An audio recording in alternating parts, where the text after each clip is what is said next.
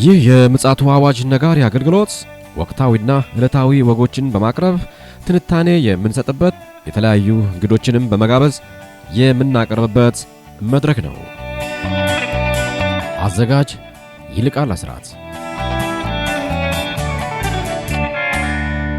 ሰላም ለእናንተ ይሁን ውድ የምጽአቱ አዋጅ ነጋሪ አድማጮቻችን፣ በድጋሚ ተገናኝተናል። እንዴት አመሻችሁ? ቀደም ሲል አንዳንድ መረጃዎችን ወደ እናንተ አድርሰን ነበረ። በርካታ ሰዎች አስተያየት ስለሰጣችሁን እናመሰግናለን። እንደተናገርነው ዓለማችን እንግዲህ ወደ አዲስ ምዕራፍ የመሸጋገር ነገር ይታያልና እናረገው ውይይት እንግዲህ ጆሮአችሁን ስላችሁ እንድታዳምጡን በጌታ ፍቅር እንጠይቃለን። ምክንያቱም በጣም በአሁኑ ሰዓት የዓለማችን ሚዲያዎችም ይሁኑ በግልጽም ይሁን በስውር እየተደረጉ ያሉ ክስተቶች በጣም አሳሳቢ ናቸው። በዚህ አጋጣሚ የቤተ ክርስቲያን መሪዎችም ይሁኑ ቅዱሳኖች በአንክሮ አሁንም በድጋሚ እንድታዳምጡን እንፈልጋለን። ከፓስተር አለማየሁ ነሙ ጋር እንግዲህ በስልክ መስመር ላይ ተገናኝተናል። ይህ ውይይት በጣም ጠቃሚና ወቅታዊም ስለሆነ ይህን ማሳሰብ ስለፈለግን ነው ቀደም ሲል ያልኩትን ነገር ያልኩት። በቀጥታ እንግዲህ ወደዛ አመራችኋለሁ። መስመር ላይ ፓስተር አለማየሁ ነሙ አለ። መልካም ጊዜ እንዲሆንላችሁ እንመኛለን። እንዴት አመሽ ፓስተር? እንደምን አመሽ ወንድም ይልቃል? እግዚአብሔር ይመስገን። መረጃዎች እንግዲህ እየበረከቱ መጥተዋል።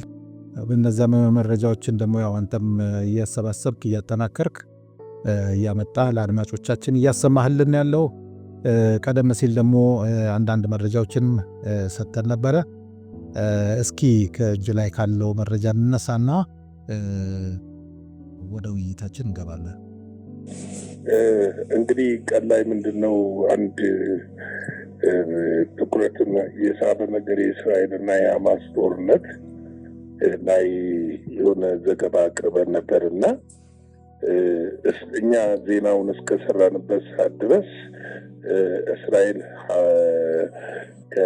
በጋዛ የምታደርገው ጦርነት በጀት ላይ የታጀበ እና ከባህር ላይ በሚወነጨፉ ሚሳይሎች ብቻ ነበረ። አሁን ዛሬ ከሰዓት ላይ ግን እግረኛውና ታንከኛው የሜካናይዝዱ ክፍለ ጦር በመግባት ሐማስን ለሁለት የሚከፍለው ደቡብና ሰሜን ብሎ ሐማስን ለሁለት የሚከፍለውን ቦታ በቁጥጥር ስር አውለውታል። እንግዲህ ምንድነው ይሄ ጦርነት በጣም እየጠነከረ የመጣ ጦርነት ነው። መጠንከር ብቻ ሳይሆን ቀን ላይ እንደዘገብነው እስራኤል ዓላማዎቿን ሳትፈጽም ከዛ እንደማትወጣ በግልጽ ተናግራለች። እንግዲህ ዓላማው ምንድነው? በአሁኑ ሰዓት ላይ ወደ ግብጽ ድንበር እየሸሹ ናቸው ጋዛውያን ማለት ነው። የጋዛ ነዋሪዎች። ነገር ግን ምንድነው ግብጽ ላለመቀበል ከፍተኛ እንትን እያደረገች ነው። በባለፈው ጦርነት ተቀብላለች የተወሰኑትን፣ ማለትም ድንበሯን ከፍታ፣ አሁን ግን ድንበሯን ዘግታ ነው የምትገኘው። ይሄ ራሱ ሌላ ቀውስ አያመጣም? በጣም ከፍተኛ ቀውስ ያመጣል። ምክንያቱም በቀደም ለጠቆም እንዳደረግ ነው ከዚህ በፊት ዶናልድ ትራምፕ የእርዳታ መቆሙን ባወጁበት ጊዜ ዩኤስአይድን እንዲያቆም በወሰኑበት ጊዜ እና ለማንኛውም ሀገር የሚሰጠው እርዳታ ለ3 ወር እንዲቆም በወሰኑበት ጊዜ የሚገርም ነገር የእስራኤልና የግብጽ ነበር ያልቆመው። የሁለቱ ሀገሮች ነበር እርዳታ ያልቆመው። ግብጽ ለአሜሪካ በመካከለኛው ምስራቅ በአረቦች ላይ እዛ ዙሪያ ላይ ከፍተኛ ሚና የምትጫወትላቸው እሷ ነች ለአሜሪካኖች።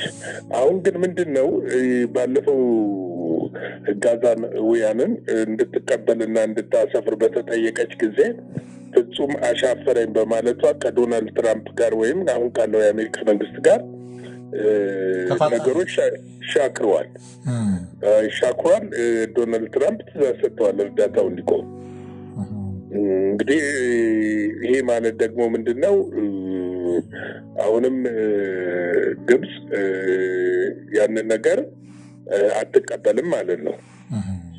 የማትቀበል ከሆነ ደግሞ ምንድነው የሚመጣው ችግር ብለን ስንመረምር ከዚህ በኋላ ከፍተኛ ቀውስ አካባቢው ላይ እንደሚፈጠርና እስራኤልም ምናልባትም ቀን እንደተነጋገርነው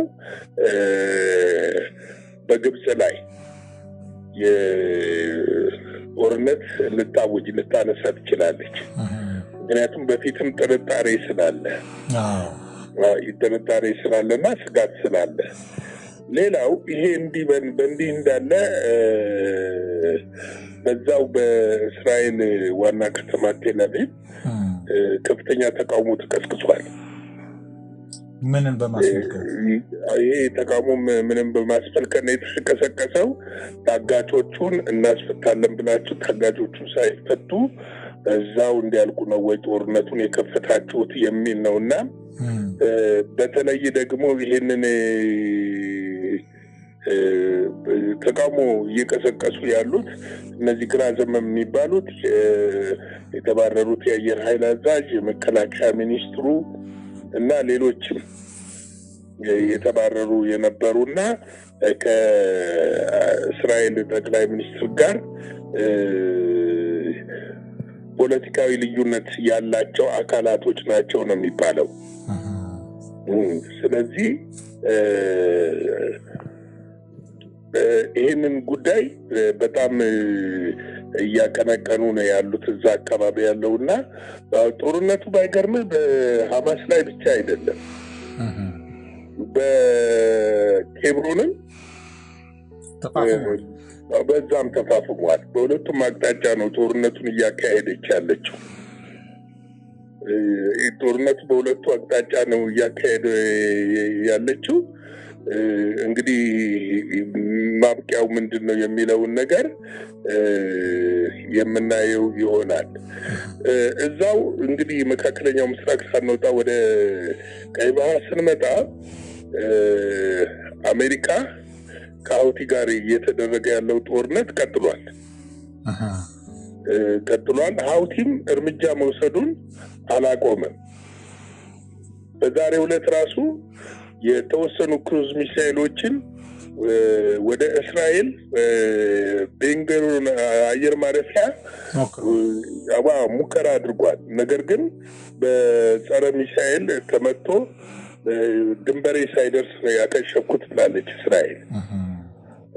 እንደገና ደግሞ በቀይ ባህር ላይ የሚደረገው ፍልሚያ ቀጥሏል እሱ እና ይሄ በጣም እጅግ ከባድ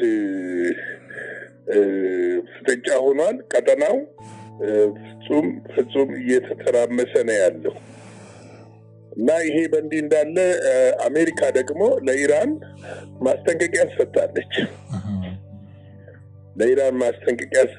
ይህ ማስጠንቀቂያ በ2 ወር ጊዜ ውስጥ ወደ ድርድሩ የማትመጣ ከሆነ እርምጃ መውሰድ የምንጀምር መሆናችንን እንድታውቁት ብለዋል።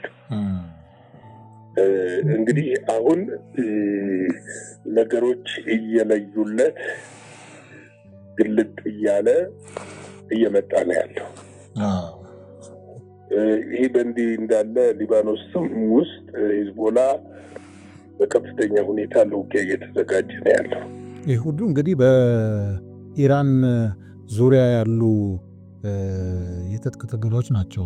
አዎ፣ ምንድነው አሁን አንዱ ዶናልድ ትራምፕ ምክንያት አድርገው እያነሱ ያሉት ምንድነው ሁቲንም ሐማስንም የምታስታጥቀው ኢራን ነች የሚል፣ ሂዝቦላንም የምታስታጥቀው ኢራን ነች የሚል ነው።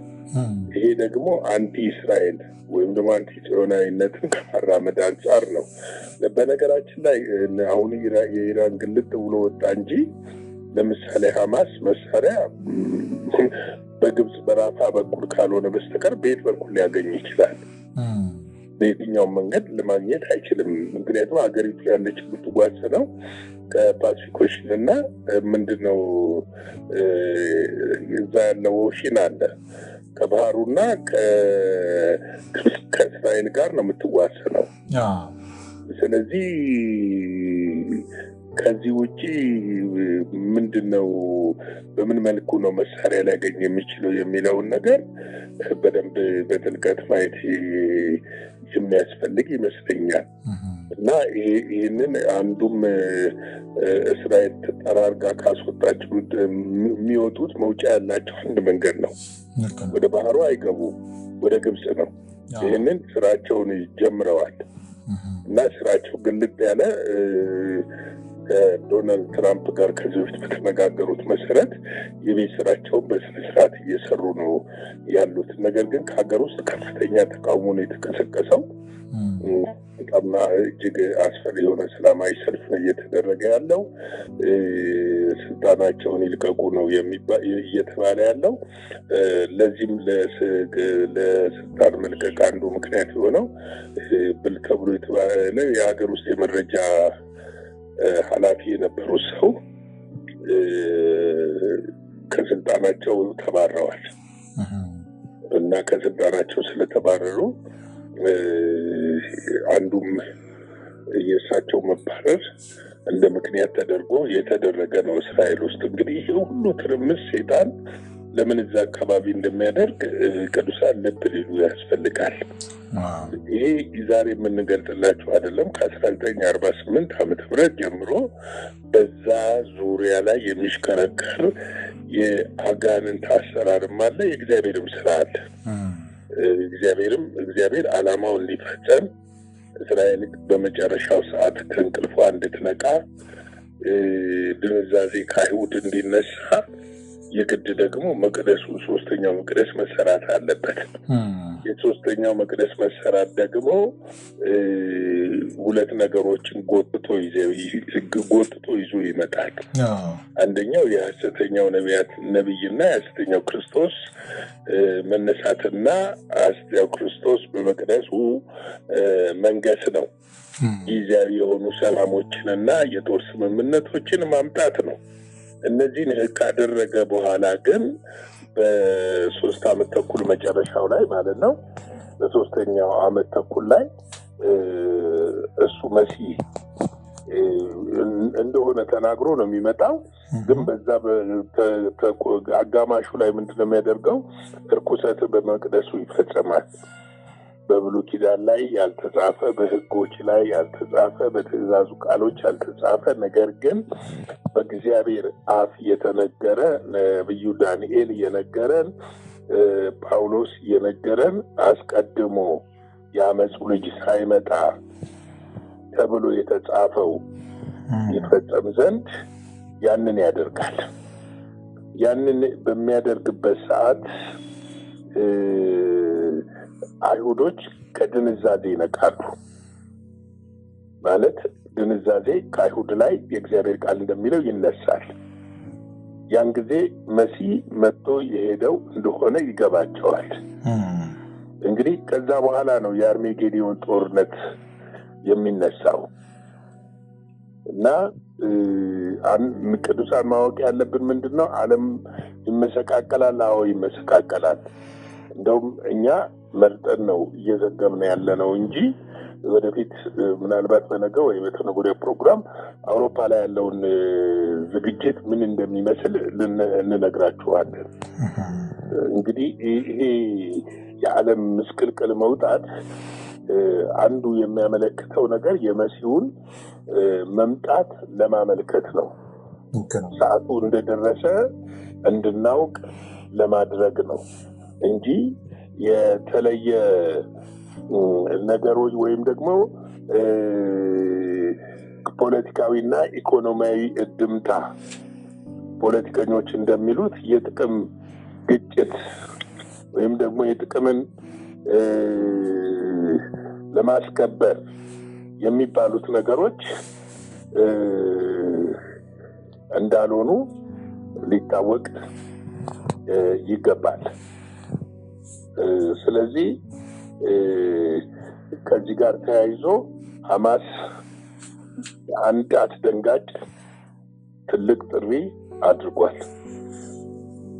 የሚገርምህ ሐማስ ይሄ ያደረገው ትልቅ ጥሪ በዓለም ዙሪያ ያሉ የአሜሪካና የእስራኤል ኤምባሲዎች ጥቃት እንዲደረግባቸው ነው ጥሪ ያደረገው እና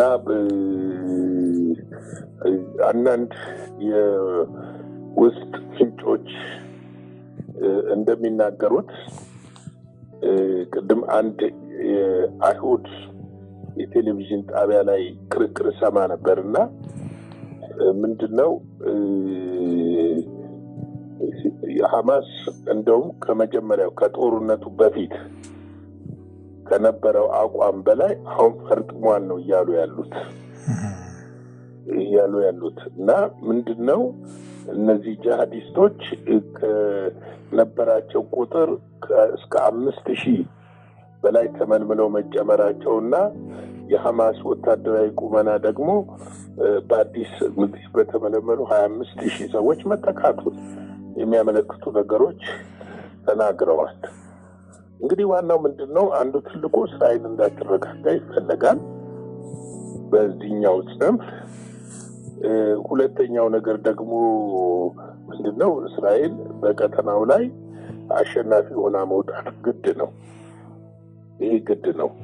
ምክንያቱም ቀጣዩ መቅደሱ በዚህ ውስጥ ይገነባል። ምንም ጥርጥር የለውም። መቅደሱ በዚህ ውስጥ ይገነባል። መቅደሱ ተገንብቶ ካለቀ በኋላና ሐሳዊ መሲሁ እስኪመጣ ድረስ የዛ ቀጠና ትርምስ ይቀጥላል።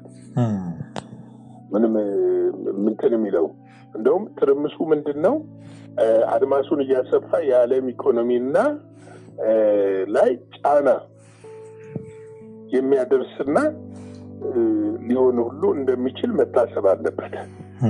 ይሄ እኔ የምለው ሳይሆን መጽሐፍ የሚናገረው እውነት ስለሆነ ተብቷል።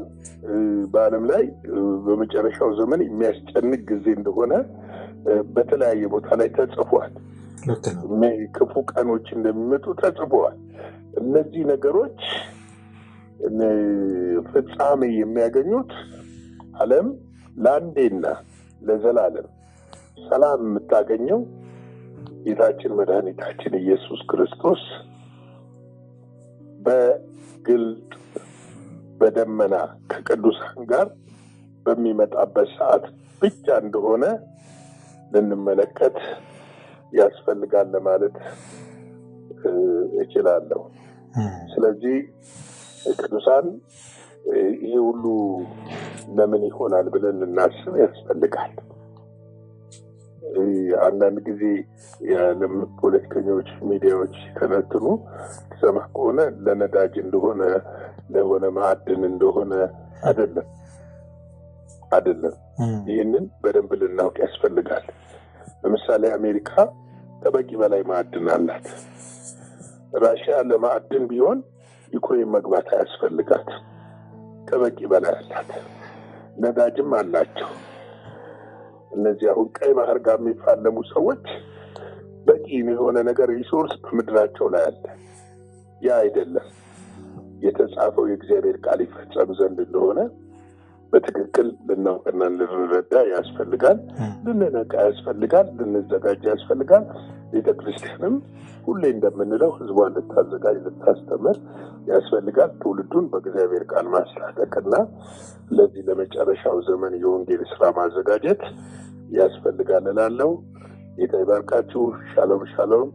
እግዚአብሔር ጸጋ፣ ምሕረት፣ ቸርነት ከሁላችን ጋር ይሁን። ሰላም ሁኑልኝ።